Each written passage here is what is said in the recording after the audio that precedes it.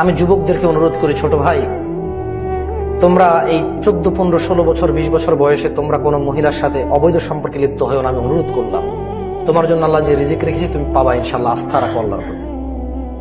আমি যুবতী আমার বোনদেরকে বলতে চাই, বোন, তুমি এই ছেলেদের সাথে তোমার চরিত্র নষ্ট করেও না, তুমি সন্তুষ্ট থাকো। আলহামদুলিল্লাহ, এই দেশের মাটিতে এখনো মানুষ এইটা মনে করে না যে মেয়ের বয়স 30 বছর হলে বিয়ে দেবো, ম্যাচুর হইতে হবে।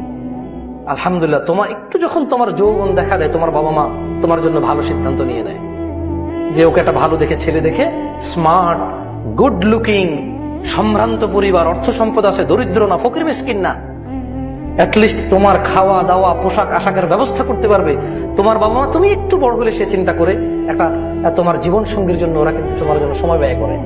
এটা তোমার নিয়ামত। পৃথিবীর অনেক দেশেই তাদের মেয়েদের নিয়ে এভাবে চিন্তা করে না।